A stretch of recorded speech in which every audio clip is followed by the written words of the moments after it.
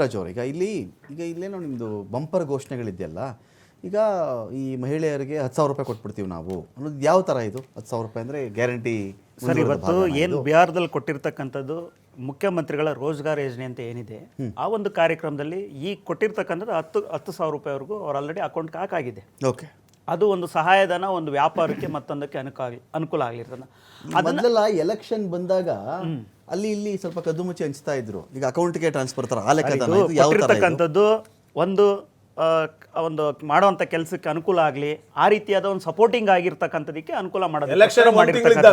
ನೋಡ್ರಿ, ಎಲೆಕ್ಷನ್ ಇವತ್ತು ಮಾಡೋ ಕೆಲಸ ಮಾಡಿ ಇವತ್ತು ಸುಮಾರು 75,000 ಕೋಟಿಯಷ್ಟನ್ನ ಮಹಿಳೆಯರಿಗೆ ಕೊಡುವಂತ ಕೆಲಸ ಆಗಿದೆ ಇವತ್ತು ಕರ್ನಾಟಕದಲ್ಲಿ. ನಾವು ಗ್ಯಾರಂಟಿ ರೂಪಲ್ಲಿ ಕೊಡ್ತಿರ್ತಕ್ಕಂಥಲ್ಲ, ಅವ್ರ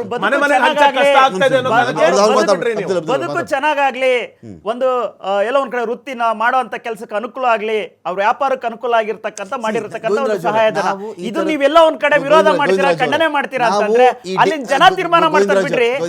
ಡಿಬಿಟಿ ವಿರೋಧಿಗಳಾಗಿ ನಾನು ಇಲ್ಲಿ ಮಾತಾಡ್ತಿಲ್ಲ, ಇಲ್ಲಿ ಟೈಮಿಂಗ್ ಅಷ್ಟೇ ನನ್ನ ಪ್ರಶ್ನೆ ಇಲ್ಲ. ನೋಡಿ ಸರ್, ಎಲೆಕ್ಷನ್ ಇಷ್ಟ ಹತ್ರದಲ್ಲಿದ್ದಾಗ ನಾವು ನೋಡಿ ಚುನಾವಣೆ ದೃಷ್ಟಿ ಇಟ್ಕೊಂಡೇನು ಮಾಡಿರ್ತಕ್ಕಂಥದ್ದಲ್ಲ, ಅಲ್ಲಿ ಮಾಡಬೇಕಾಗಿತ್ತು ಆ ಕಾರ್ಯಕ್ರಮನ ಈ ರೀತಿಯಾಗಿ ಕೊಡುವಂಥದ್ದು. ಈಗ ಕೊಟ್ಟಿರ್ತಕ್ಕಂಥದ್ದು ಜಗತ್ ಜಾಹೀರಾಗಿ ಎಲ್ಲರಿಗೂ ಆಲ್ರೆಡಿ ಹೋಗಿರ್ತಕ್ಕಂಥದ್ದು.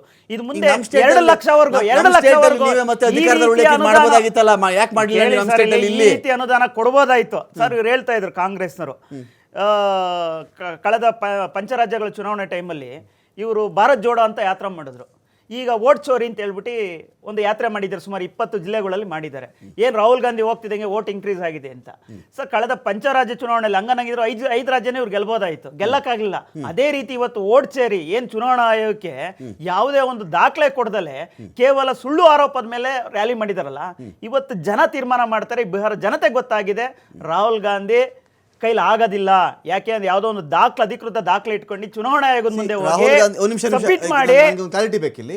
ರಾಹುಲ್ ಗಾಂಧಿ ಮಾಡಿದಂತ ವೋಟ್ ಚೋರಿ ಅಭಿಯಾನ ಆರೋಪಕ್ಕೂ ಬಿಹಾರದ ಎಲೆಕ್ಷನ್ ಇದೆಯಲ್ಲ, ಇದೊಂದು ಪರೀಕ್ಷೆ ಅವ್ರಿಗೆ. ಇದು ಅಲ್ಲಿ ಎಲೆಕ್ಷನ್ ಗೆದ್ರೆ ವೋಟ್ ಚೋರಿ ಆರೋಪ ಮಾಡಿದ್ದು ಸರಿ ಇತ್ತು ಅಂತ.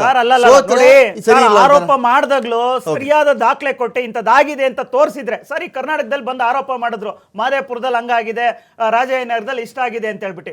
ಸರ್, ಇದೇ ಪುಲ್ಕೇಶಿ ನಗರ ಇರ್ಬೋದು, ಜಾರ್ಜ್ ಅವರು ಕಂಟೆಸ್ಟ್ ಮಾಡೋದು, ಚಾಮರಾಜಪೇಟೆ ಇರ್ಬೋದು, ಮತ್ತೆ ಶಾಂತಿನಗರದಲ್ಲಿ 40,000, ಇದೇ ಪುಲ್ಕೇಶಿ ನಗರದಲ್ಲಿ 70,000 ಲೀಡ್ ಕಾಂಗ್ರೆಸ್ ಇದೆ ಸರ್. ಅದು ವೋಟ್ ಚೇರಿ ಮಾಡ್ಕೊಂಡು ಅವರು ಲೀಡ್ ತಗೊಂಡಿರೋದಾಗಾರೆ ಹಂಗಾರೆ ಉತ್ತರ ಕೊಡ್ಬೇಕಲ್ವಾಗಾರೆ.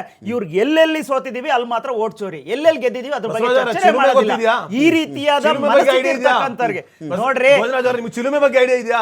ಇಲ್ಲಿ ಕೇಳ್ರಿ, ಹಾಗಾದ್ರೆ ಅಲ್ಲ, ಜಾರ್ಜ್ 70,000 ಲೀಡ್ ತಗೊಂಡು ಗೆದ್ದಿದ್ದಾರೆ.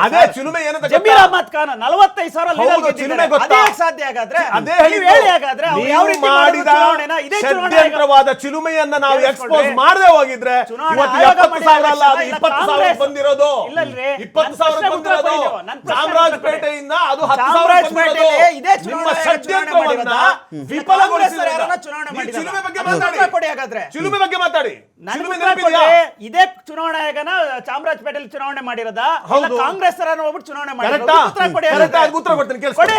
ಈಗ ಚುನಾವಣೆಗೆ 6 ತಿಂಗಳಿದ್ದಾಗ, 5 ರಿಂದ 6 ತಿಂಗಳಿದ್ದಾಗ ಚಿಲುಮೆ ಅನ್ನುವಂಥದ್ದು ಬಂತು. ಚಿಲುಮೆ ಏನ್ ಮಾಡಿತ್ತು? ಚಿಲುಮೆ ಪ್ರಶ್ನೆ ಕೇಳಿದ್ರಲ್ಲ, ಗೆದ್ರು ಅಂತ ಚಿಲುಮೆಗೂ ಬಿಜೆಪಿಗೆ ಏನ್ರಿ ಸಂಬಂಧ? ಹೇಳ್ತೀನಿ, ಸಂಬಂಧಗಳನ್ನು ನಾನೇ